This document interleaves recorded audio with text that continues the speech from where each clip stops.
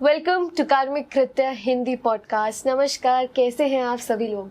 तो आज का जो हमारा एपिसोड है ना, उससे पहले आज की जो हमारी गेस्ट है, कई बार ऐसा होता है कि हम लोग पॉडकास्ट से पहले ही ना आपस में बहुत कन्वर्सेशन करते हैं और वो कन्वर्सेशन लगती ही नहीं है कि मैं किसी गेस्ट के साथ कर रही हूँ। ऐसा लगता है कि किसी मैं अपनी उम्र के किसी एक फ्रेंड के साथ बात कर रही हूँ, क्योंकि आई थिंक सब लोगों को ये चीज़ें समझने में ना तभी मज़ा आता है जब उसमें कोई लॉजिक देने वाला हो, ना कि डराने वाला हो कि तुम 6 नंबर हो, तुम्हारे तो लाइफ में धोखे ही मिलेंगे। ऐसा ना होकर बल्कि हमें ये बताए कि क्या है वो 6 नंबर के पीछे की साइंस, क्या है वो चीज़ें। एंड एक चीज़ जो मुझे पता चली कि एस्ट्रोलॉजर्स के पास ज़्यादातर लोग तभी जाते हैं जब लाइफ में कोई प्रॉब्लम आती है, और सबसे बड़ी प्रॉब्लम है प्यार, कि हमें प्यार मिल नहीं रहा। अगर रिलेशनशिप में है तो चीटिंग हो रही है, एक्स्ट्रा मैरिटल अफेयर्स। जो लोग शायद रिलेशनशिप्स में होंगे वो कहेंगे यार ऐसे नहीं होता, बट आई नो कि बहुत सारे ऐसे लोग हैं जो इन चीज़ों से सफ़र कर रहे हैं डेली बेसिस पे। तो आज उन्हीं सब चीज़ों के बारे में हम बात करने वाले हैं, और इस प्यार भरे टॉपिक पे बात करने के लिए हमारे पास बहुत ही प्यारी गेस्ट है, एस्ट्रो शिवानी। आई नो आप सब लोग इनके देख चुके हैं इंटरनेट पे, ये एक वायरल, बहुत सारा इनका वायरल कंटेंट आप लोगों ने देखा होगा। सो आई नो कि आप इन्हें ऑलरेडी जानते हैं। सो वेलकम करते हैं और आज का पॉडकास्ट शुरू करते हैं। सो वेलकम टू कार्मिक कृत्य मैम। जय माता दी, कैसे हैं आप? जय माता दी मैम, मैं बिल्कुल ठीक हूँ, आप कैसी हैं? मैं भी बिल्कुल ठीक हूँ। तो जैसे मैं ऑडियंस को बता रही थी, हमारी जो अभी तक कन्वर्सेशन हुई उसमें मुझे बहुत कुछ इंटरेस्टिंग इनसाइट्स मिले, एंड इंस्टेंटली मुझे यही क्लिक हुआ कि मुझे ही आपसे इस टॉपिक पे बात करनी है। बिल्कुल। इवन दो मुझे ऐसा लगता है कि मेरे पास और भी बहुत सारे जैसे गेस्ट आए हैं, बट एक जो चीज़ मुझे आपसे स्पेशल ये लगी कि आप ना हर चीज़ में बहुत लॉजिकली बात करते हो। जो मैंने आज तक आपके इंटरनेट पे भी कंटेंट देखे हैं, बहुत लॉजिक है हर चीज़ के पीछे। तो बहुत सारे ऐसे लोग होंगे मैम जो ना प्यार के मामले में ना लॉजिक ही सबसे पहले उड़ता है लोगों का, कि लोग सिर्फ इमोशंस में चले जाते हैं, बट ना कुछ चीज़ों की एक्सेप्टेंस पावर ख़त्म हो जाती है। तो सबसे पहले तो मैं आपसे ये जानना चाहूँगी कि ये जो सारा ये प्यार की हमारी दुनिया है, इसमें जो ये नेगेटिव चीज़ें हैं, अगर हम चीटिंग की बात करें, एक्स्ट्रा मैरिटल, इनके रीज़न क्या है? क्या ये रीज़न भी एस्ट्रोलॉजी से रिलेटेड है? बिल्कुल है। देखिए, अगर मैं एस्ट्रोलॉजी की बात करूँ तो हर इंसान, व्यक्ति और विशेष बहुत मतलब एक अलग है, अनूठा है। हर किसी के अंदर कुछ ना कुछ क्वालिटीज़ हैं। और अगर हम बात करें धोखे की, तो हर इंसान को कभी ना कभी अपनी लाइफ के अंदर किसी ना किसी से धोखा ज़रूर मिला होगा, क्योंकि जो हमारी कुंडली होती है ना, वो हमारे कर्मा जो हम लेकर आए हैं उन सबको हमें फेस तो करना ही है। अगर हम मैरिज की बात करें या हम गर्लफ्रेंड बॉयफ्रेंड, हम रिलेशनशिप की बात करें, तो वो कहीं ना कहीं जो आपको लिखा हुआ है कि आपको प्यार मिलेगा या नहीं मिलेगा, सब कुछ आपकी कुंडली ही निर्धारित करती है। आपकी कुंडली ही बता सकती है कि आपका रिलेशनशिप कैसा रहेगा, आपकी लाइफ में एक शादी होगी, 2 शादी होगी या शादी ही नहीं होगी, या फिर आप अगर रिलेशनशिप में आएंगे तो आपके कितने बॉयफ्रेंड्स हो सकते हैं या आपकी कितनी गर्लफ्रेंड्स हो सकती हैं, और कौन आपके साथ जेन्युइन था, ये सभी कुछ हम कुंडली से देख सकते हैं, और ये सब कुछ जेन्युइन तरीके से हमें समझ में आ सकता है। ऑलराइट। तो मैम ऐसा भी कुछ होता है कि हर एक, जैसे हम न्यूमरोलॉजी की अगर बात करें तो मैं अपनी ऑडियंस को बताना चाहूँगी कि मैम एक एस्ट्रोलॉजर भी है, न्यूमरोलॉजिस्ट भी है, केपी स्पेशलिस्ट भी है, और यहाँ तक कि आकाशिक रिकॉर्ड्स भी रीड करती हैं। सो आपके पास बहुत सारा ज्ञान का भंडार है। सो अगर हम न्यूमरोलॉजी एक टॉपिक लें तो 1 to 9 सब लोगों को जानना होगा कि हमारी लव लाइफ कैसे होने वाली है, बिल्कुल, या हम लोग किस कैटेगरी में आते हैं। तो अगर हम इसी चीज़ को लें तो जो 1 नंबर वाले होते हैं, इसी सब चीज़ों के अंदर मैम मैं एक और चीज़ को इंक्लूड करना चाहूँगी, जो कि आई थिंक लोग बहुत ओपनली नहीं बोलते हैं, बट इंटरनेट पे बहुत सर्च्ड चीज़ है, जो कि सब लोग जानना चाहते हैं कि उनकी सेक्सुअल कैपेसिटी या उनकी सेक्सुअल कंपैटिबिलिटी कितनी हाई है या लो है। बिल्कुल। तो इस चीज को भी हम केटर करते हुए बात करते हैं नंबर 1 वाले लोगों के बारे में। देखिए, नंबर 1 जो है वो रूल होता है सन से। तो आपको ऐसे लोगों के अंदर ना एनर्जी बहुत मिलेगी। मतलब ये लोग ना लाइफ में कुछ करना चाहते हैं, इनके कुछ ड्रीम्स हैं। अगर हम इनकी लव लाइफ की बात करें तो इनको हमेशा आप देखेंगे, जितने भी नंबर 1 वाले हैं उनको आपको हमेशा मिलेगा कि उनको प्यार की कहीं ना कहीं कमी है। ये सिर्फ लव लाइफ में नहीं है, उनकी बचपन से, मतलब आप देखेंगे जब से बच्चा पैदा हुआ है तो हो सकता है तो मम्मा का प्यार बहुत ज्यादा मिल रहा है, या तो फादर का नहीं मिल रहा है, या किसी ना किसी एक की लाइफ के अंदर थ्रू आउट द लाइफ कमी रहेगी ही रहेगी। नंबर 1 की जो नंबर सन है ना, वो मतलब एक ऐसी तपिश है कि आप दूसरों को तो सब कुछ दे रहे हैं, लेकिन आपको at the end of the day बहुत कम मिलता है। बिकॉज जो नंबर 1 है ना, वो ऐसा नंबर है कि आप बोल सकते हैं कि फादर, घर में फादर को हम डिकोड करते हैं नंबर 1 हम फादर से हम बोल सकते हैं कि हमारे फादर हैं, तो ऐसे लोग आपको हमेशा दिखेंगे, मतलब ना फादर फिगर है, मतलब लोगों के लिए करना चाहते हैं। At the end of the day ने रिवर्ट में उतना कुछ नहीं मिलता। All right. और अगर हम इनके सेक्सुअल कंपैटिबिलिटी की बात करें तो ये कैसे रहते हैं नंबर 1? सेक्सुअल कंपैटिबिलिटी की अगर हम बात करें तो काफ़ी हम बोल सकते हैं कि काफ़ी एग्रेसिव देखे गए नंबर 1 वाले लोग। इनको फिजिकली मतलब इतना अटैच होना और ये सब चीज़ें मैच कर पाना किसी के साथ भी इतना आसान नहीं होता, मतलब इनकी कंपैटिबिलिटी काफ़ी हाई रहती है। तो मैम इन लोगों के लिए अगर हम कोई लव लाइफ में सोल्यूशन देना चाहे तो हम क्या दे सकते हैं? देखिए 1 नंबर के लोग जितने भी है ना, वो जो पॉडकास्ट देख रहे हैं, उनको मैं ये ज़रूर बोलूँगी कि आप कोशिश करें कि जितने भी आप जिनके साथ भी आप टच में आते हैं, बहुत ज़्यादा अपना दिमाग लगा के अपने मन के साथ बहुत ज़्यादा अटैच होके ना हो, क्योंकि वो at the end of the day आपको ही मतलब हैम्पर करेगा। तो चीज़ों के लिए थोड़ा सा अपने आप को थोड़ा सा कंट्रोल करें। हो सकता है कि आप अपने माथे पे तिलक लगाएं और अपने जीभ पे लगाएं, गले पे लगाएं। ऐसा करने से थोड़ा सा आप डिटैच रहेंगे, बिकॉज आप अटैच काफ़ी ज़्यादा हो जाते हैं। ऑल राइट, चलते हैं नंबर 2 पे। तो नंबर 2 की क्या कैरेक्टरिस्टिक्स आपको लव लाइफ में दिखेंगे? देखिए नंबर 2 जो होता है वो मून होता है, मदर। तो ऐसी आपने मम्मा को भी देखा हो, घर में हमेशा दूसरों के लिए करती रहती है, गिवर है, ठीक है, और विदाउट एनी रीजन। बट इनका जो मूड होता है ना, काफ़ी फ्लक्चुएट होता है बिकॉज ऑफ मून। मतलब कभी आपको लगेगा बहुत अच्छे हैं, कभी आपको लगेगा कुछ इनके साथ प्रॉब्लम हो रही है। तो नंबर 2 ऐसा नंबर है, और इनकी सेक्सुअल डिजायर्स भी ना बहुत ज़्यादा नहीं होती है, मतलब ठीक है, बहुत हाई नहीं, बट हाँ वो डिपेंड करता है आपकी कुंडली कैसी है। बट अगर ऑटोमेटिकली अगर हम कुंडली की बात ना करके सिर्फ न्यूमरोलॉजी की बात करें तो नंबर 2 वाले जो देखे गए हैं ना, वो ज्यादातर ऐसे देखे गए हैं कि मतलब इनको काम चीजें पसंद है, बहुत प्यार वाली चीजें पसंद है, कुछ भी रफ एंड टफ इन्हें लाइफ में कुछ नहीं चाहिए। इन्हें हर चीज स्मूथ से चाहिए। इनको चाहिए कि मेरा घर अच्छा हो, मतलब मेरा घर अच्छा बना हो, मैं सुंदर लग रही हूँ, मेरे पास अच्छे कपड़े हो, मतलब थोड़ी लाइफ इनकी उस तरीके से घूमती रहती है। बाकी at the end of the day personal कुंडली आपकी मैटर करती है। और इन लोगों के लिए आप क्या टिप देना चाहोगे? देखिए नंबर 2 वाले जितने भी हैं, उनको चंद्रमा को जल अवश्य चढ़ाना चाहिए। ऐसा करने से आपका मन शांत रहेगा। जब आपका मन शांत रहेगा तो आप हमेशा सबके साथ अच्छे रहेंगे, और जब आप अंदर से अच्छे हैं ना, तो आपके साथ में जितने भी लोग हैं ना, वो सब बहुत ही अच्छे रहेंगे। All right, number 3। देखिए number 3 is ruled by Jupiter. तो गुरु का नंबर है, बहुत ज्ञानी होते हैं ऐसे लोगों की सलाह आप लोगे ना, तो आप लाइफ में हमेशा ऊपर ही बढ़ोगे। क्योंकि ये हमेशा किसी को भी सलाह देंगे ना, तो ऐसी सलाह देंगे कि सामने वाले का काम बन जाए। लेकिन बात जब इनकी खुद की आती है ना, तो बस तब ये परेशान हो जाते हैं, क्योंकि इनको कुछ समझ नहीं आता अपनी बारी में।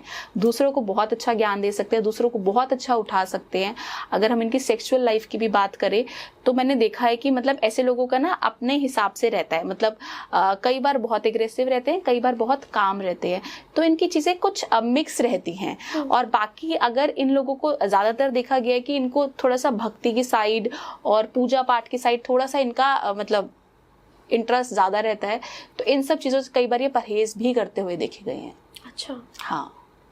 और इनकी अगर हम सेक्सुअल लाइफ के बारे में बात करें, मैंने जहाँ तक जितनी कुंडलियों में देखा और न्यूमरोलॉजी के पॉइंट से भी देखा है, कई बार बहुत स्ट्रांग रहती है या कई बार वीक रहती है। और इनके लिए अगर हम कोई टिप देना चाहें तो? हाँ, लेकिन आप देखेंगे जितने भी नंबर 3 से रूल होते हैं ना, कुंडली का एक तथ्य है कि जुपिटर जो है ना, वो नेचुरल सिग्निफिकेटर है प्रेगनेंसी का। तो मतलब ये मतलब सेक्स लाइफ बहुत अच्छी हो या ना हो, लेकिन इनके पास मतलब वाइफ है, ये तो हस्बैंड है, मतलब कंसीव बहुत जल्दी होता है, इनकी लाइफ में बेबी बहुत जल्दी वेलकम होता है। ऑल राइट, तो अगर इनको हमारे को कोई लव लाइफ के लिए टिप देनी हो तो आप क्या देंगे? आप बहुत अच्छी एक मैं टिप दूं आपको, वो आपके थ्रू आउट काम करेगी। आपको कुछ नहीं करना, आपको केसर का तिलक लगाना है रेगुलर। आप केसर का तिलक लगाइए, आप देखेंगे आपका गुरु तो बलवान होगा ही होगा, साथ साथ आपका जो मतलब आप चाहते हो ना लाइफ में, उसकी तरफ आप थोड़ा सा अग्रसर हो पाओगे। ऑल राइट, सबसे कंट्रोवर्शियल नंबर पे चलते हैं, नंबर 4। देखिए नंबर 4 जो है ना, वो मैजिक का नंबर कहती हूँ मैं। अच्छा, बिकॉज ये राहु का नंबर है, तो लोग बोलते हैं छलावा है नंबर, बहुत मतलब अच्छा नहीं माना जाता, बहुत स्ट्रगल का नंबर है, ऐसे लोग आपको हमेशा मतलब चीट करते हुए मिलेंगे। ऐसा कुछ भी नहीं है। राहु के लोग ना या तो आपको बहुत अच्छे मिलेंगे या आपको थोड़े से नेगेटिव मिल सकते हैं। ठीक है, इनका हर चीज़ एक्सेस होता है, कुछ बीच का कभी नहीं होता। तो आपको जितने भी राहु से रूल्ड लोग मिलेंगे ना, इनकी सेक्सुअल डिजायर्स हमेशा हाई रहेंगी, क्योंकि इनका दिमाग थोड़ा सा उस तरफ जा सकता है। और हो सकता है ये सामने से प्रिटेंड ना करें, बट इनकी डिजायर्स रहती हैं, मैंने बहुत बार देखा है और चार्ट्स में भी देखा है। बाकी आपकी पर्सनल कुंडली भी मैटर करती है, उसमें क्या है, चीजें कैसी है, मंगल और सारे प्लैनेट्स भी मैटर करते हैं। तो बाकी हम कह सकते हैं कि हाँ, इनके थोड़े से डिजायर्स हाई रहते हैं। ऑलराइट, और अगर इनको हम आपको कोई टिप देनी हो तो? देखिए, नंबर 4 को अगर आपको कोई टिप देनी है तो सबसे जो मेरे हिसाब से जो बेस्ट टिप है ना, वो इनके लिए इनको क्या करना चाहिए, इनको गणेश जी को दुर्वा चढ़ानी चाहिए। ओह अच्छा। यस, ये केतु के लिए भी है same. Okay right, Rahu and Ketu दोनों ही आप माँ दुर्गा को भी चढ़ा सकते हैं, कोई भोग चढ़ाएं, कुछ मीठा चढ़ाएं, और आप गणेश जी को भी दुर्वा चढ़ाएं, तो राहु और केतु दोनों आपके बैलेंस हो जाएंगे। अगर आपको माता रानी को साधना है तो आप माता रानी को साध लीजिए, अगर आपको गणेश जी को साधना है तो आप गणेश जी को, जिससे आपको ज्यादा कनेक्शन फील हो। देखिए, लाइफ में ना जब तक हमें कनेक्शन नहीं फील होगा ना भगवान के साथ, तब तक हम आगे बढ़ नहीं सकते। बस इतनी सी बात है, अगर हम ये समझ जाएंगे ना, हमें इधर उधर भटकने की जरूरत नहीं है कि आज मैं माता रानी को पूज रही हूँ, कल मैं साईं बाबा को पूज रही हूँ, हो सकता है मैं कल खाटू श्याम बाबा को पूज रही हूँ। कनेक्शन आपको एक से मिल गया ना, तो फिर आपकी भटकन खत्म हो जाएगी। जब आपकी भटकन खत्म हो जाएगी ना, तो आपकी चीजें अपने आप होती चली जाएंगी। वाओ, आपका कनेक्शन किसके साथ है? हाँ, मेरा माता रानी के साथ है, बचपन से ही। अच्छा, बचपन से ही। तो मतलब जैसे मेरा हमेशा ना एक सवाल रहता है बहुत सारे एस्ट्रोलॉजर्स एंड एक्सपर्ट से कि आप देखो सारा दिन आप लोगों से डील करते हैं, बिल्कुल, तो उनकी नेगेटिव एनर्जी सब आप लेते हैं, आप उनके लिए परेशानियां सॉल्व करते हैं। तो जब आप नेगेटिव हो जाते हो या जब आपके ऊपर चीजें भारी हो जाती है, तब आप किसका सहारा लेते हो? देखो, अगर मुझे ऐसा लगता है ना कि मेरे पे बहुत ज्यादा नेगेटिविटी आ रही है, तो हर एस्ट्रोलॉजर का अपना अपना तरीका होता है, उससे पता होता है उसकी कुंडली में कौन सा प्लैनेट वीक है, तो उसको हम चार्ज कर लेते हैं, तो चीजें ऑटोमेटिकली थोड़ी सी बैलेंस हो जाती हैं। फिर अगर आपको ऐसा लगता है ना कि मतलब हम नेगेटिविटी, चाहे आपका कोई भी प्रोफेशन हो, चाहे आप, ऐसा नहीं है कि सिर्फ एक एस्ट्रोलॉजर के पास नेगेटिविटी आ रही है, एक डॉक्टर के पास भी नेगेटिविटी आ रही है, एक लॉयर के पास भी आ रही है, तो आप जिस भी प्रोफेशन पे, आप एंकर है, आपके पास तो इतने सारे एस्ट्रोलॉजर्स आ रहे हैं, तो मतलब नेगेटिविटी तो हर कोई अट्रैक्ट कर रहा है, लेकिन आपकी कुंडली में कौन सा ऐसा ग्रह है जिसको मजबूत करने से ना आपको बल मिल जाएगा, पहले तो आप वो रेक्टिफाई करें। सेकेंड चीज, अगर आपको लगता है ना बहुत नेगेटिविटी है, तो आप कुछ मत करिए, आप एक मतलब बाल्टी में पानी रखिए, ठंडा और गर्म दोनों मिला के, ठीक है, थोड़ा सा ठंडा भरिए, थोड़ा सा गर्म भरिए, मतलब एक मिक्स पानी होना चाहिए। उसके अंदर आप थोड़ा सा रॉक सॉल्ट डाल दीजिए, ठीक है, थोड़ी सी हल्दी डाल दीजिए, थोड़ा सा गुलाब जल डाल दीजिए, और उसके बाद आप नहा लीजिए, आपको थोड़ा सा फ्रेशन अप फील होगा। साथ ही साथ आप कोई भी भजन लगा के, जेन्युइनली बता रही हूँ, ये ऐसा उपाय है ना कि मैं खुद करती हूँ, मतलब अगर आप दिल से खुश हो जाएंगे ना, आप ये करिए, उसके बाद आप जो भी भजन, आप जिस भी भगवान को मानते हैं या जिस भी गुरु को आप मानते हैं, उसका एक भजन सुन लीजिए और दिल से अकेले बैठ के सुनिए। अब मैं कह रही हूँ, कोई नेगेटिविटी आपको इतना सा भी टच नहीं कर सकती। जेन्युइनली आपका ऑरा इतना स्ट्रांग हो, जब आप अंदर से खुश होगे ना, तो वो खुशी ऑटोमेटिकली निकलेगी। I agree to this. बहुत छोटी सी चीज़, जैसे मैं भगवान शिव को ही बहुत मानती हूँ, एंड जब भी मैं नेगेटिव होती हूँ ना, तो उनकी एक आरती है, मैं कितना भी रो रही हूँ, वो आरती सुनने से ही ना ऐसा लगता है आंसू अपने आप बंद हो गए। बस वो कनेक्शन हमें फील हो रहा है ना, अगर आपको कनेक्शन नहीं फील होगा ना, तब तक आप परेशान ही रहोगे। आपने तुमने हस्बैंड को भी चेंज कर लिया। देखिए, हस्बैंड सबके चेंज हो जाते हैं, लेकिन टाइम आने पे आपको पहले बहुत कुछ करना पड़ता है ना। देखिए, अगर हम बोलते हैं ना, मैं आपको मैरिज का एग्जांपल दूं अगर, तो बहुत सारे कपल्स मेरे पास जब आते हैं चार्ट के लिए, ज़्यादातर शादी के किसी से आते हैं मेरे पास, तो मतलब मैं देखती हूँ, तो मैम मतलब वाइफ्स की मोस्टली कंप्लेन होती है कि मतलब ना मैम, मेरा हस्बैंड ना मेरी सुनता नहीं, अपनी मम्मी की सुन रहा है, अपनी बहन की सुन रहा है, या पापा की सुन रहा है। तो मैं बोलते हैं आपकी शादी को कितने साल हुए, बहुत छोटा सा एग्जाम्पल है जी। वो बोलते हैं मैम 4 साल हुए, 5 साल हो गए, 6 साल हो गए। मैंने कहा इतने ही हुए हैं, या 2 साल 1 साल। तो वो बोलते हैं मैम मेरी नहीं सुन रहा। मैं बोल रही हूँ एक बात बताओ, अगर आप लड़का आपके घर चला जाए, ठीक है, वाइस वर्सा हो जाए, और आपकी मम्मी कुछ कह रही है, तो आप किसकी सुनोगे? पहले मम्मी की सुनोगे ना अपनी। यार हमने पूरी मम्मी को अपनी पूरी जिंदगी दे दी। माँ बाप हमारे लिए कितना कुछ नहीं करते, और आपको उसकी लाइफ में एंटर हुए साल कितने हुए? 2 साल 3 साल। जो माँ बाप ने कुर्बानी दी है, क्या आपने दी है? नहीं ना। तो हर चीज को बेटा समय लगता है, समय बहुत बलवान है, समय आएगा ना वो आप ही का हो जाएगा। और पेरेंट्स भी यार कब तक है आपकी लाइफ के अंदर, ठीक है। अगर आपको ऐसा लग भी रहा है ना कि वो बहुत ज्यादा मम्मा की सुन रहा है, या बहुत अपनी ननंद की बातों में बहुत जल्दी आ जाता है, ये सब अगर आपके माइंड में साइकोलॉजी है भी, तो उन चीजों को भी बदला जा सकता है। लेकिन आप थोड़ा पेशेंस जरूर रखिए, लाइफ में चीजें बदलती हैं। क्या आपकी मम्मा ने स्ट्रगल नहीं किया था शादी में?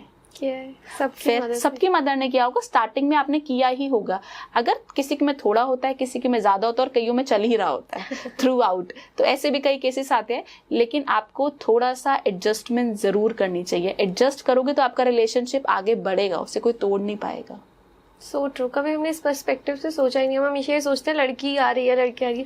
हमने नहीं सोचा कि पेरेंट्स के लिए भी तो एक बहुत डिफरेंट माहौल बन गया। डिफरेंट, आप देखो ना, अगर मैं अगर एक मदर हूँ और मैं अपना बच्चा किसी को दे रही हूँ, तो मुझे भी तो इनसिक्योरिटी कहीं ना कहीं होगी ना। करेक्ट। ये मेरी नहीं सुनता। जो मेरी नहीं सुन रहा, देखो मैं इसके लिए इतना कुछ कर रही हूँ, मैंने पूरा जीवन दे दिया, मैंने कई मैं मदर्स आती है मेरे पास, वो अपना करियर तक छोड़ देती है बच्चों के लिए, परवरिश के लिए। ठीक है, मेरी क्लाइंट है, वो डॉक्टर थी, मतलब उसने अपनी प्रैक्टिस छोड़ दी कि मेरी बेबी बड़ी हो रही है, तो उसके ट्विंस बच्चे हैं, तो मतलब रिफ्यूज कर दिया अपना करियर कि मैं पहले बच्चों को अपब्रिंग कर लूं अच्छे से, उसके बाद मैं अपने लिए सोचूंगी। तो बहुत बड़ी कुर्बानी है जो माँ देती है या बाप देता है आपके लिए। तो मतलब फिर वो बच्चे बड़े होकर आप कैसे सोच सकते हो कि वो सिर्फ अपने पेरेंट्स का नहीं सुनेंगे, आपका भी सुनेंगे, उनका भी सुनेंगे। फंसता हर कोई है, फंसती बहू भी है, फंसता बेटा भी है। तो ऐसा नहीं है कि सिर्फ लड़के ही फंस रहे हैं, लड़कियां भी फंसती हैं यार जी जरूर। तो आपका सिनेरियो है, मैटर करता है। देखा, इसलिए मैंने कहा था कि मतलब ऐसा लगता है किसी फ्रेंड से बात कर। चलिए नंबर 5 पे चलते हैं। देखिए नंबर 5 है बुध का। ठीक है, और ऐसे लोग आपको हमेशा एनर्जी वाले मिलेंगे, बहुत माइंडफुल मिलेंगे, बहुत टैक्टफुल मिलेंगे, बिजनेस ओरिएंटेड मिलेंगे। और अगर मैं इनकी सेक्सुअल लाइफ की बात करूं तो इनका जो है इंटरेस्ट अच्छा देखा गया है, कोई बहुत बुरा नहीं देखा गया। लेकिन कई बार मैंने नंबर 5 वाले लोगों को देखा है कि उनको कंसीविंग में प्रॉब्लम आती है। ओके। ठीक है, आइदर गर्ल आइदर बॉय। तो कई बार प्रेगनेंसी से रिलेटेड इश्यूज इनको आ सकते हैं। बाकी इनकी मैरिड लाइफ अच्छी चलती हुई देखी गई है। ओके, इनके लिए कोई टिप मैम? देखिए इनके लिए सबसे अच्छी टिप है, ये वेडनेसडे के दिन भगवान गणेश को लड्डू जरूर चढ़ाएं। ऐसा करने से इनका बुध जो है वो और ज्यादा बलवान हो जाएगा। Alright, number 6। नंबर 6 शुक्र का नंबर है, लग्जरी का नंबर है। ये लोग सबसे बड़े गिवर होते हैं। मतलब जितना भी मैं न्यूमरोलॉजी में चार्ट्स को देखती हूँ, एक नंबर 2 एक नंबर 6, आप हमेशा देखेंगे ऐसे लोग ना हमेशा मतलब गिवर ही हैं, मतलब दे ही रहे हैं लोगों को। ठीक है, और लोग इनको टेकन फॉर ग्रांटेड भी लेते हैं। साथ साथ आप देखेंगे अगर आपके लाइफ में कोई नंबर 6 है ना, तो आपकी लाइफ में ATM है, क्योंकि वो आपको देने के लिए आए हैं। आप उनसे कोई भी ले जाए, किसी को भी खिलाना है, किसी को भी घुमाना है, मतलब लोगों के लिए करते हुए आपको हमेशा नंबर 6 वाले दिखाई देंगे। इनकी सेक्सुअल लाइफ काफ़ी हार्श देखी गई है, क्योंकि बाकी काफ़ी रफ होते हैं, मतलब फिजिकली भी मतलब अच्छे होते हैं, और साथ साथ इनके डिज़ायर्स भी अच्छे होते हैं। और लेकिन बट इनके मूड पे कई बार डिपेंड कर जाता है, कई बार मूड इनके बहुत फ्लक्चुएट हो जाते हैं। तो वो चीज़ भी मैटर करती है। ऑल्दो आपका चार्ट भी मैटर करता है, आपके प्लैनेट्स कैसे हैं, आपके नक्षत्र कैसे हैं, वो सब चीज़ें भी मैटर करती हैं। अगर मैं इनको टिप देने की बात करूं तो इनको ना जितने भी ऑयल बेस्ड इत्र हैं वो लगाने चाहिए। अगर आप गुलाब का लगाएं या आप चमेली का, कोई भी, वो आपकी चॉइस है। लेकिन ऑयल बेस्ड जो इत्र होते हैं ना, वो आपके शुक्र को मजबूत करते हैं। तो आप इत्र लगाएं तो बहुत अच्छा आपको रिजल्ट मिलेगा। Alright, number 7। देखिए नंबर 7 केतु का है। और केतु वाले लोग आपको हमेशा ना एक अलग ऑरा मिलेगा इन लोगों का, डिफरेंट। ये लोग ऑकल्ट में बहुत अच्छा कर सकते हैं। अगर ये ऑकल्ट की तरफ मुड़ते हैं ना, तो मतलब इनकी लाइफ थोड़ी सी स्टेबल हो जाती है। अदरवाइज इनका माइंड कॉन्टिन्यूसली चलता रहता है। अच्छा, चर्निंग बहुत ज़्यादा रहती है इनके माइंड के अंदर। साथ साथ देखा गया है कि जो केतु से रूल्ड जो लोग होते हैं ना, वो आप देखेंगे कि मतलब ना मोस्टली मतलब दिल से बहुत ज़्यादा ना सॉफ्ट हार्टेड देखे गए हैं, क्योंकि इनको ऐसा लगता है कि यार ये सब लाइफ बेकार है, सब मोह माया है। मतलब इनका माइंड जो है ना एक अलग ही मतलब लेवल में चल रहा होता है। ये आपको केतु ओरिएंटेड लोग ना ज़्यादा आपको बहुत ज़्यादा आपको हाई ड्रीम्स वाले नहीं मिलेंगे। इनका जो ड्रीम होगा ना वो अपने लिए है। कोर जो है ना इनका अपने लिए, कि अपने आप को पाना है, अपने आप को समझना है। तो आपको ऐसे लोग बहुत ज्यादा मिलेंगे, और उनकी सेक्सुअल लाइफ ठीक ठाक देखी जाती है। बाकी पर्सनल कुंडली मैटर करती है at the end. Exactly. Tip for, अगर टिप हम बात करें तो मैंने बताया कि आप गणेश जी को भी साध सकते हैं, आप माँ दुर्गा को भी साध सकते हैं। केतु वाले लोग आप दुर्वा चढ़ाएं, आप देखेंगे चमत्कार। साथ साथ आप एक मौली अवश्य हाथ में बांधे केतु वाले लोग। ऐसा करने से भी आपकी लाइफ स्टेबल रहती है। ऑलराइट, नंबर 8, जिसको रिलेशनशिप में सबसे ज्यादा एक स्ट्रगल, गलत नंबर कहा जाता है जी। देखिए ऐसा नहीं है, नंबर 8 वाले ना सबसे ज्यादा मेहनती होते हैं, शनि का नंबर है। इनको ना लाइफ में हर चीज बहुत स्लो मिलती है कंपैरेटिवली अदर्स। अगर आपका शनि बहुत बलवान है तो बहुत जल्दी मिलेगी, लेकिन स्लो मिलती है। मतलब शनि देव ना मेहनत और पेशेंस दोनों ही आपकी लाइफ में जब तक नहीं आएंगी तो शनिदेव आपको कुछ पाने नहीं देंगे। तो आपको अगर थोड़ा सा पेशेंस रख के चलो और मेहनत भरपूर करो। मैं कह रही हूँ कि आपकी चीजें ना टिकी रहेंगी, राहु की तरह नहीं आएंगी कि जैसे एकदम से तो बूम हो गई और फिर नीचे करियर जा रहा है। तो आपको अगर ये एक बार हाइट्स पे पहुंच गए ना, इनको नीचे लेकर आना बहुत मुश्किल है। इनका करियर बबल की तरह नहीं होता कि एकदम से तो बढ़ गया और उसके बाद है ही नहीं, खत्म है करियर। तो ऐसा आपको नहीं मिलेगा, क्योंकि स्लोली चलते हैं थोड़ा सा और चीज़ों को आराम से हासिल कर सकते हैं। अगर इनकी सेक्सुअल लाइफ की बात करें तो काफ़ी मतलब ये रफ एंड टफ देखे जाते हैं। ठीक है, इनकी डिज़ायर्स काफ़ी ज़्यादा होती है पार्टनर के लिए भी, और कई बार इनकी डिज़ायर्स फुलफिल नहीं हो पाती। Okay, right. इनके लिए क्या टिप मैम? देखिए, अगर आपको अपना सैटर्न स्ट्रॉन्ग करना है तो बेसिक सी टिप है, आप किसी भी शनि मंदिर जाके वहाँ पे आप छोले, काले छोले आप सैटरडे के दिन लेके जाएं और वहाँ पे जितने भी लोग हैं उनको जाकर बांटें। ऐसा करने से आप खिला भी रहे हैं और आपका सैटर्न भी बलवान हो रहा है। All right, last number 9। देखिए, नंबर 9 जो है वो रूल्ड होता है मार्स से, मंगल से। एनर्जी बहुत हाई रहती है इन लोगों के अंदर। ठीक है, आप लोगों को, इन लोगों को ना हमेशा आप ह्यूमैनिटेरियन काम में बहुत ज़्यादा देखेंगे, और आप देखेंगे कि ना इन लोगों के ड्रीम्स बहुत हाई हैं और इनको सबसे हटकर करना है चीज़ों को और बहुत बुलंदी तक लेके जाना है चीज़ों को। मतलब छोटे मोटे ड्रीम्स आपको देखते हुए मिलेंगे नहीं। नंबर 9 वाले बहुत एनर्जेटिक रहते हैं, सेक्सुअल लाइफ इनकी अच्छी रहती है, काफ़ी एनर्जी इनके अंदर होती है। तो फुलफिल कर पाना वो पार्टनर की कंपैटिबिलिटी पे मैटर करता है। अगर हो सकता है कि पार्टनर आपका बहुत स्ट्रांग है तो फिर हो सकता है थोड़े कम पड़ जाएं, अदरवाइज इनका भी हाई रहता है। All right, and tip number 9 के लिए मैं दूंगी, आप हनुमान जी के मंदिर जाके चोला अवश्य चढ़ाएं और झंडा भी। साल में एक बार नंबर 9 को भगवान हनुमान जी को जाके झंडा अवश्य चढ़ाना चाहिए। ये आपकी लाइफ टाइम रेमेडी है, ईयर में एक बार जरूर करें। ऑल राइट, तो मैम इतनी देर से ना आप जब बोल रहे थे तो मैं आपको ऑब्जर्व कर रही थी एंड एक चीज़ मुझे नहीं पता कि आप इस चीज़ को कैसे लेंगी, बट एक चीज़ होती है कि कई ना लेडीज़ बहुत पावरफुल होती है और एक लेडीज़ होती है ना जो बहुत सटल होती है, काम होती है। आप उनमें से हो और आपके अंदर से ना मुझे बहुत स्ट्रॉन्ग दुर्गा माँ वाइब्स आती है। जेन्युइनली ऐसा नहीं है, मतलब वाइब्स आती है, मतलब जैसे ना जिस तरीके से आपके जो आई थिंक जो आपके चेहरे का नूर कह लो या आपकी बात करने का तरीका है, it is very high energy. So मुझे एक्चुअली में आपकी बात सुन के ऐसा लग रहा है, आप बोलो बहुत अच्छा लग रहा है, आप बोलते रहो। मतलब दैट्स जस्ट, मैंने कभी ऑन कैमरा किसी गेस्ट की आज तक ऐसी तारीफ नहीं करी, but it was really very high energy जो मुझे ना काफी देर से फील हो रही थी। Thank you so much. मैं नहीं हूँ करवाने वाली, जेन्युइनली मतलब वो शक्ति ही है। वो मुझे मतलब आपके कुछ पेंडिंग कर्मास होते हैं जिसकी वजह से आप इस लाइन के अंदर एंटर होते हो। हर कोई इंसान ना इस लाइन के अंदर एंटर हो ही नहीं सकता। अगर होगा भी नहीं तो वो लंबा नहीं चल पाएगा। जिसने लंबा चलना होगा ना, हो सकता है उसको छूट जाए फिर दोबारा स्टार्ट हो जाए, लेकिन करने वाली और करवाने वाली ना वो माँ है। मैंने बहुत आजकल आप देखते होगे, एक जनरल सी मैं आपको एक बात बताऊँ, आप बहुत देखते हो कि आजकल लोग ना तंत्र के पीछे बहुत भाग रहे हैं। ठीक है, आप देखेंगे हर कोई चाहता है कि मतलब मैं तंत्र से अपनी चीज़ें ठीक कर लूँ। और जैसे आपको पता है मैं शूट करती हूँ साधना के लिए भी, तो मतलब कई बार लाइव में भी मैम ऐसी रेमेडी बता दो कि मेरे वश में आ जाए। वो मैं यही बात करने वाली थी, बहुत सारे ऐसे लोग होंगे जो कहेंगे हमारा बॉयफ्रेंड छोड़ के चला गया, आप वशीकरण से उसको वापस ला दो। बस देखिए, अगर आप मेरे को एक बात समझिए, मैं बहुत छोटी सी एक बात है, अगर आप किसी को वश में कर भी लेंगे तो कितने दिन तक? मैजिक कब तक चल सकता है? 1 महीना, 2 महीना, 3 महीना, 6 महीने, साल? या तो आप कंटिन्यू करते रहो उस पर। और अगर आप बार बार ये तांत्रिक क्रियाएं करते रहेंगे तो उसकी बंदे की ना हेल्थ पे आ जाएगा। और अगर उसका प्लैनेट बहुत स्ट्रांग है, उसका चार्ट बहुत स्ट्रांग है, तो वो आपके ऊपर आ जाएगा। आप करो। मैं बोलती हूँ, अगर किसी को विश्वास नहीं होता ना, जो लोग कई बार, मुझे बच्चे भी कई बार बोलते हैं मैम कि हमारा बॉयफ्रेंड लाइफ में वापस, मैम ऐसा कुछ कर दो उसके ऊपर, कोई तंत्र बता दो या कोई क्रिया बता दो, कोई साधना बता दो। मैं बोलती हूँ बेटा, अगर आपको साधना है ना तो उस भगवान को साध लो। जिसने उसको साध लिया ना, उसने सबको साध लिया। तुम क्या उसके पीछे जा रहे हो? वो तुम्हारे पीछे पीछे आएगा। सच्चाई है ये, हमें समझ नहीं आती, हम तंत्र के पीछे भाग रहे हैं। हमें सबको शॉर्टकट चाहिए, कलयुग चल रहा है ना, सब चाहते हैं ऐसी चीजें हो जाए। ऐसे पेशेंस किसी में है नहीं। ठीक है, और जब तक आपके अंदर लाइफ के अंदर पेशेंस नहीं आएगा ना, आपको कोई भी चीज मिलेगी नहीं। पेशेंस से ही आपको सब कुछ मिलता है। सही समय आने तो मिल जाएगा। अगर आपको लगता है ना कि आपको किसी को वश में करना है, या मैम ऐसा कोई उपाय बता दो कि वो मेरे पीछे पीछे घूमे, क्या आपको सर्वेंट चाहिए? बताओ मुझे। क्या सर्वेंट चाहिए? और वो अगर आपने उसके ऊपर कुछ कर भी दिया तो वो चलेगा नहीं ना बेटा ज्यादा दिन तक। वो साल चल जाएगा, ज्यादा से ज्यादा 6 महीने चल जाएगा, उसके बाद क्या? इसलिए आप ऐसा काम करो कि आप अपने बिहेवियर में थोड़ा सा चेंज लाओ, एक एक्सेप्टेंस लेकर आओ।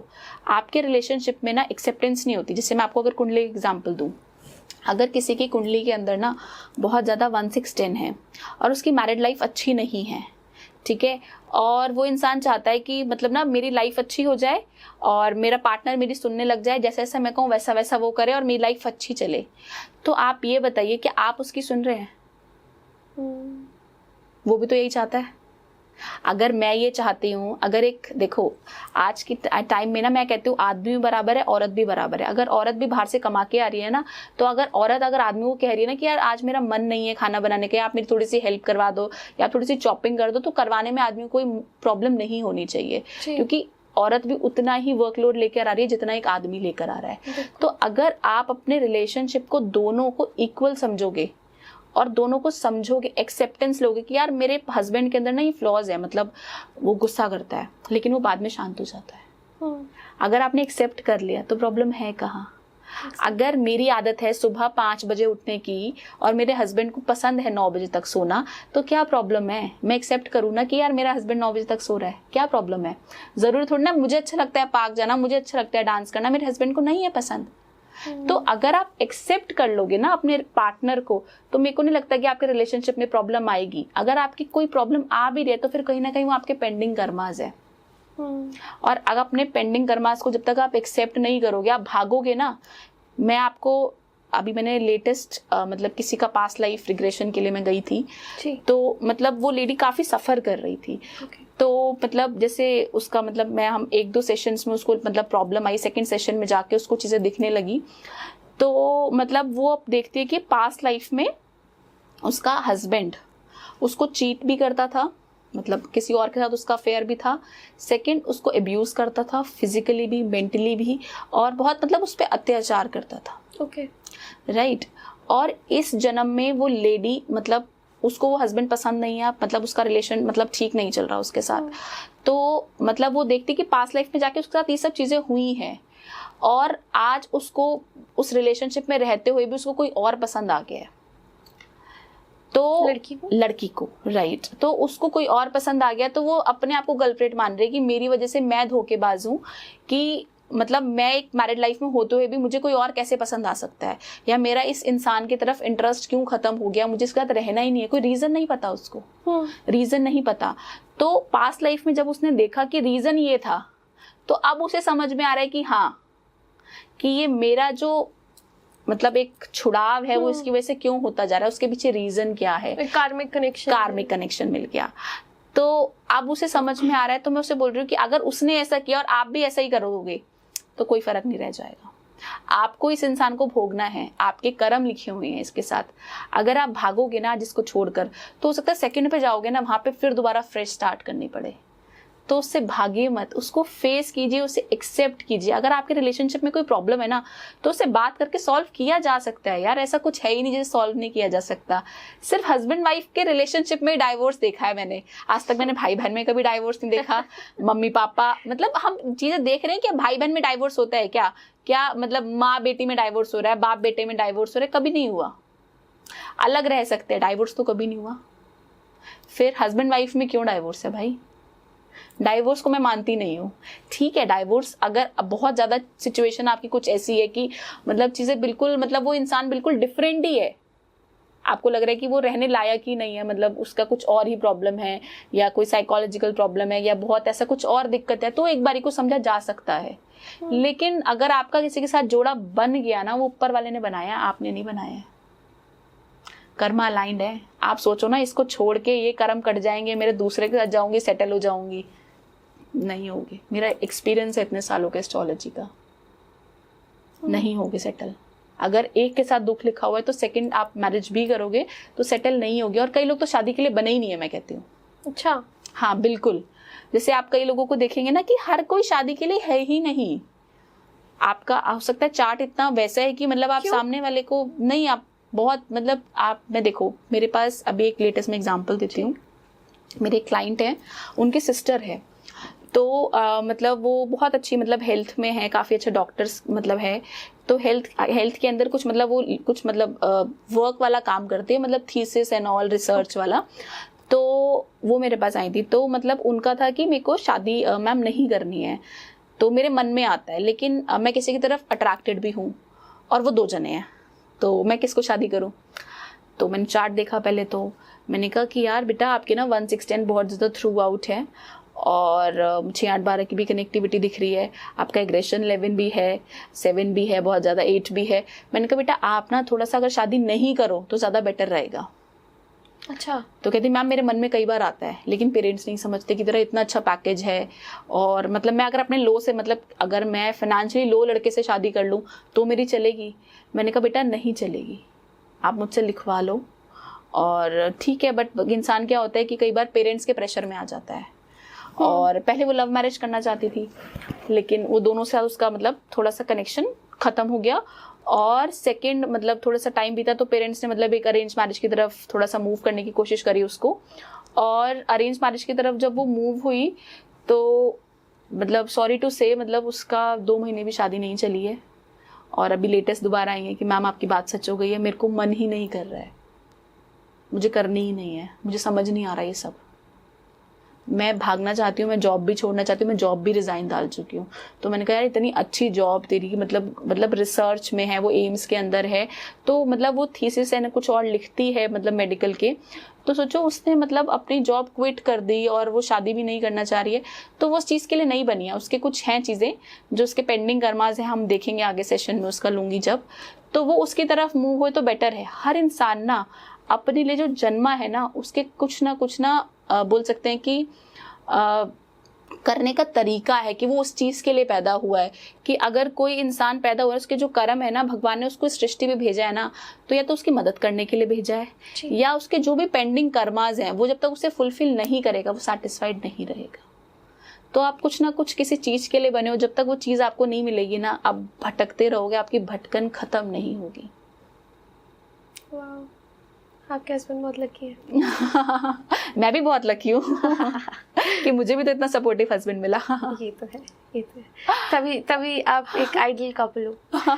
आइडियल कपल कोई नहीं होता, जेन्युइनली बता रही हूँ, सिर्फ भगवान शिव और पार्वती ही आइडियल कपल है, उनके अलावा इंसान तो कोई है ही नहीं। क्यों वैसे जैसे मैं तो मानती हूँ खैर, बट इसके पीछे मैम क्यों ऐसा कहा जाता है कि शिव पार्वती सबसे मतलब हर कपल को शिव पार्वती है ना? हाँ, शिव पार्वती जैसे देखो आप सुना होगा कि माएँ भी बोलती हैं 16 सोमवार के व्रत रख ले, हाँ शिव ठीक है, भगवान शिव जैसा तेरे को स्वयंवर मिलेगा। तो ये कहीं ना कहीं भगवान शिव जो है उन्होंने मतलब माँ सती के जाने के बाद कितनी तपस्या करी। आज के टाइम पे कोई भी लड़का किसी औरत के चले जाने के बाद क्या इतनी तपस्या कर सकता है? नहीं। या कोई औरत कर सकती है किसी भगवान मतलब इंसान को पाने के लिए? नहीं। फिर तो हम तो यार उनकी धूल के बराबर भी नहीं है। मैं कहती हूँ वो धूल का भी एक छोटा सा जो कण होता है ना, वो भी नहीं है हम लोग। True, very true. मैम जैसे बहुत बार ऐसी चीज़ नोट करी गई है कि एक्स्ट्रा मैरिटल को अगर हम ना भी कंसीडर करें, बहुत लोग ऐसे होते हैं जो ना किसी ना किसी रीज़न के अंडर ही ना चीटिंग करते हैं। मतलब कि कोई ना कोई वजह उनकी रहती है, या तो उनकी जो गर्लफ्रेंड होती है, वाइफ होती है, वो अंडरस्टैंडिंग नहीं होती है, नेचर मैच नहीं करता, बहुत सारे रीजन हो सकते हैं। और ये भी देखा गया है कि चीटिंग के बाद जिन्होंने भी चीटिंग करी होती है वो ज़्यादा सफ़र करते हैं मेंटली इमोशनली जिनके साथ हुई होती है। इसके पीछे भी कोई कार्मिक रीज़न होता है? देखिए कार्मिक रीज़न भी होता है और आपकी कुंडली भी होती है। देखिए अगर मैं कार्मिक रीज़न की बात करूं तो मतलब जितना मैंने देखा है कि या तो आपके साथ हुआ होता है तो आपने किया है, या आपने सामने वाले का देना है। अच्छा। आप उसकी लाइफ के अंदर इसीलिए एंटर हुए हो।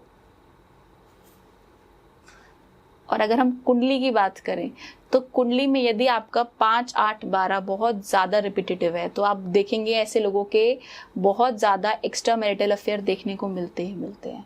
अगर एक्स्ट्रा मैरिटल अफेयर नहीं होंगे तो अट्रैक्शन होगी या फिर वो किसी के टच में होंगे, लेकिन उनकी लाइफ में ना थोड़े ब्लंडर चलते हुए दिखेंगे आपको। अगर कुछ 5, 8, 12 का कॉम्बिनेशन बन रहा है तो आपको देखने को मिलेगा। तो मैम ये चीज़ें किस हद तक गलत है या सही है? मतलब अगर कोई देख रहा है और वो कह रहा है कि मेरी नहीं बन रही मेरी वाइफ के साथ या मेरी गर्लफ्रेंड के साथ, तो मैं किसी और की तरफ चला गया, जैसे आपने अभी बोला कि आप किसी और की तरफ भी चले जाओ, अगर आपका कार्मिक रिलेशन है तो दूसरे के साथ भी यही होने वाला है। हाँ बिल्कुल।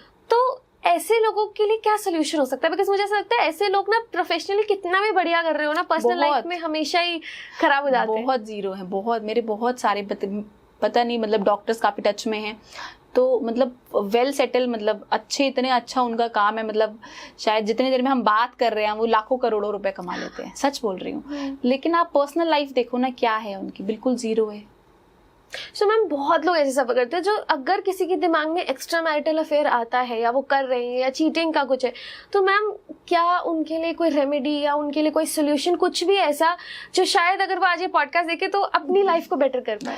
देखिए आपकी पर्सनल, देखिए अगर वो आपका पर्सनल चार्ट मैटर करता है, देखिए मैं आपको जनरल रेमेडीज बता सकती हूँ, बट जनरल रेमेडीज ना सब पे काम कर सकती हैं कि सिर्फ उतना कि आपको बुखार बहुत तेज है और आपने पीसीएम खा ली, आपने कोई एंटीबायोटिक नहीं ली, आपने कोई एनर्जी की कोई मेडिसिन नहीं ली, आप उसमें आयरन नहीं डलवाया, मतलब कोई भी आपने एक्स्ट्रा मेडिसिन नहीं ली जो आपकी बॉडी पे काम करने वाली है, ठीक है। अगर मैं जनरल रेमेडी की बात करूँ, आपको लगता है कि हस्बैंड वाइफ के ना बहुत ज्यादा आपको लग रहा है प्रॉब्लम है, और मतलब हमारा रिलेशन कुछ ना कुछ, देखियो अब मतलब प्रॉब्लम्स आ रही हैं, कभी कुछ, मतलब जब से शादी हुई है तब से सुख है ही नहीं, रहने को आप साथ रह रहे हैं, ठीक है। आप बहुत बार देखते हो फेसबुक पे ideal couple, made for each other.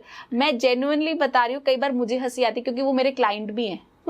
Okay, ठीक है। अब देखो जान पहचान होती तो बंदा फ्रेंड फेसबुक पे अटैच हो जाता है ना, तो मुझे तो पता है उसका पर्सनल रिलेशनशिप चल कैसा रहा है, वो रात को मतलब उनकी क्या लड़ाई हुई है और वो कैसे डाल सकती है मेड फॉर ईच अदर, मतलब चीजें। बट लोग दिखावा की तरफ ज्यादा जा रहे हैं और एट द एंड ना अंदर से वो खोखले हैं, बिल्कुल। तो अगर मैं आपको एक जनरल रेमेडी की बात करूँ ना, कि वो कोई भी कर सकता है जिसके रिलेशनशिप अच्छे नहीं चल रहे हैं, आपको सिर्फ क्या करना है, आप अगर लेडी है तो आप किसी भी मंडे से शुरुआत कीजिए, 43 डेज तक आप भगवान शंकर के मंदिर जाइए, माँ पार्वती को जल चढ़ाइए, भगवान शंकर को जल चढ़ाइए, और माँ पार्वती को जब आप जल चढ़ाएं उसके बाद थोड़ा सा कुमकुम अर्पित करिए माँ को, ठीक है। इस हाथ से अर्पित कीजिए और उसके बाद ही वो कुमकुम लेकर अपनी मांग भर लीजिए पीछे तक और वापस घर आ जाइए, ठीक है। ऐसा करने से आपका जो रिलेशन है ना वो स्ट्रांग होना स्टार्ट हो जाएगा फर्स्ट डे से, और मैं गारंटी ले रही हूँ 43 डेज तक आपको मैजिक दिखेगा ही दिखेगा। लेकिन आपकी श्रद्धा बहुत मैटर करती है, आप श्रद्धा से करिए। मैं कह रही हूँ कि मुझे अभी तक भी, मतलब ऐसा नहीं किसी का रिलेशनशिप परफेक्ट नहीं होता ना बेटा, मेरे भी कुछ इश्यूज मतलब कभी ना कभी आ ही जाते हैं, हस्बैंड वाइफ हैं, कभी ना कभी कुछ ना कुछ क्लैश हो जाता है। मैं अभी तक ये रेमेडी खुद करती हूँ। आप सिर्फ करिए, आप माँ पार्वती को टच कराइए वो सिंदूर, और वो सिंदूर से आप अपनी मांग भर लीजिए। आप देखेंगे कि आपका जो हस्बैंड वाइफ का रिलेशन है ना थोड़ा सा काम हो जाएगा, या तो आप काम हो जाओगे या तो आपका हस्बैंड काम हो जाएगा। अगर आप किसी मेल को करनी है कोई रेमेडी, वो चाहता है कि उसकी वाइफ के साथ, जरूर नहीं कि हमेशा लेडी परेशान है, भाई जेंट्स भी बहुत परेशान है जेन्युइनली। आज के टाइम पे मैं कह रही हूँ जेंट्स ज्यादा परेशान है ऐसा नहीं है कि सिर्फ लेडीज परेशान है। अगर कोई चाहता है कि कोई मेल है, मेरा भाई है, तो मैं उन सभी भाइयों को बोलूंगी कि अगर आप कोई उपाय करना चाहते हैं, कि आप चाहते हैं आपकी वाइफ के साथ आपका रिलेशनशिप अच्छा हो जाए, वो आपकी सुने, या आपकी जो अंडरस्टैंडिंग है जो नहीं मिल पा रही है, आपको कुछ नहीं करना, आपको सिर्फ भगवान शिव के मंदिर जाना है, ठीक है। भगवान शिव हर चीज का सॉल्यूशन देते हैं, हर चीज का, जेन्युइनली बता रही हूँ मैं। आप भगवान शिव के मंदिर जाइए, 43 डेज तक आपको भगवान शिव जी को मौली लेनी है और उनका विवाह की, जैसे हम परिक्रमा करते हैं ना 7 टाइम्स, आप उनका विवाह करा दीजिए। ऐसा करने से आपका जो रिलेशनशिप है बहुत बेटर हो जाएगा। विवाह कैसे? मतलब आप मौली लीजिए, विवाह एज इन कि आप गठबंधन करा दीजिए। मतलब एक मौली ली आपने, आप शिवलिंग से मौली ली, अच्छा, और माँ पार्वती तक आपने 7 टाइम्स राउंड बार घुमा के, ठीक है, आप घर आ गए। तो मैंने बहुत लोगों ने इसे सावन में करते हुए देखा है, तो क्या ये मैरिज की ही रेमेडी है? ये मैरिज की रेमेडी है, ताकि आपका और आपके हस्बैंड का रिलेशनशिप अच्छा रहे। आप ज्यादातर लेडीज को करते हुए देखेंगे, जेंट्स को नहीं करते हुए देखेंगे। हाँ, ठीक है। तो ये जेंट्स के लिए मैंने इसलिए दी है कि आप करके देखिए, जेन्युइनली बोल रही हूँ। कई लोग बोलेंगे जेंट्स को नहीं करना चाहिए, कई लोग आपको इसको बोलेंगे जेंट्स को ही नहीं करना चाहिए। क्यों? उनको भी तो हक है, उन्हें भी तो माँ पार्वती जैसी बीवी चाहिए। सही बात है, हम हमेशा ठीक है। सिर्फ लेडी ही क्यों करे यार? करेक्ट। बहुत सारे मेरे ऐसे क्लाइंट है कि मतलब जिनकी वाइफ नहीं सुन रही है भाई उनकी, वो पाना चाहते हैं अपनी वाइफ को, वो नहीं छोड़ना चाहते हैं, तो वो भी कर सकते हैं ये रेमेडी परफॉर्म। रिलेशनशिप ना एक से नहीं चलता, दोनों से चलता है। 2 ऐसे पहिए है ना कि अगर एक डैमेज भी हो जाए ना तो फिर उसे उठाने वाला चाहिए, पंचर हो सकती है गाड़ी, दोबारा हवा भरवा लो। ये थोड़ी ना पंचर हो गई तो भाग जाओ। वाला नहीं चाहिए। टायर बदलना भी क्यों चाहिए और भागना भी क्यों है उसको छोड़ के? हाँ, ये भी है। पंचर ही तो हुआ है यार, पंचर तो हम भी हो सकते हैं, वो भी हो सकता है। बिल्कुल। ऑल राइट, तो हमने बहुत सारी बातें करी और बहुत सारी बातें भी हमें और करनी है। तो आप लोग बताइएगा कि आपको हमारी एस्ट्रो शिवानी को और किन टॉपिक्स पे बात करते हुए देखना है कार्मिक कृत्य पे, और भी बहुत इंटरेस्टिंग टॉपिक्स पे आप लोगों के लिए पॉडकास्ट आ रहा है। तो मुझे ऐसा लगता है कि हमारे यहाँ पर अगर हम लोगों को रिलेशनशिप्स के बारे में बात करनी है तो मुझे मेरा आइडियल गेस्ट मिल गया है क्योंकि बहुत सारे खुद के पर्सनल एक्सपीरियंस, जैसे आपने अपनी केस स्टडी शेयर करी, वो बहुत ज़्यादा ज़रूरी थी। एंड आपने एक बहुत अच्छी और बहुत इंपॉर्टेंट बात करी कि किसी को भी ज़बरदस्ती अपनी लाइफ में नहीं रखा जा सकता, जो कि सबसे बड़ी प्रॉब्लम है आजकल के यूथ की, कि चाहे उनका गर्लफ्रेंड हो चाहे बॉयफ्रेंड हो, जबरदस्ती आप किसी को टिका ही नहीं सकते जी। कुछ भी हो जाए, आप कैसे भी कोशिश कर लो कि मैं जबरदस्ती किसी को बांध के रख लूं, क्या आप पक्षी बांध के जबरदस्ती रखते तो वो भी एक दिन उड़ जाएगा जी। तो लाइफ में हम भी तो परिंदे ही हैं, हम सबको आज़ादी चाहिए, सबको दिल की खुशी चाहिए। तो जब तक आपको दिल की खुशी किसी के साथ नहीं मिल रही, आप नहीं रुकोगे उस रिश्ते के अंदर। आज नहीं तो कल आप उड़ जाओगे। True, very true. So thank you so much ma'am कार्मिक कृत्य पे आने के लिए। मुझे बहुत बहुत ज़्यादा अच्छा लगा। मैं शायद पॉडकास्ट करने से पहले बहुत सारी चीज़ों को लेकर परेशान थी, कुछ कामों को लेकर, बहुत सारी चीज़ों को लेकर। मैं आपसे बात कर आपसे मिलकर ही मैं पूरी पॉजिटिव हो चुकी हूँ। सो ये आपका ऑरा है, ये आपकी एनर्जी है, जिसको मैं बहुत ज़्यादा खुश हुई आपसे मिलकर। Thank you so much Shihani. जय माता दी बेटा, गॉड ब्लेस यू। जय माता दी। थैंक यू सो मच आप सभी का इस एपिसोड को देखने के लिए। कमेंट्स करके ज़रूर बताइएगा कैसा लगा आपको ये पॉडकास्ट और क्या क्या देखना चाहते हैं आप कार्मिक कृत्य चैनल पे। Thank you for being a lovely audience. कार्मिक कृत्य हिंदी पॉडकास्ट, कार्मिक रहें, कर्म करते रहें। Thank you.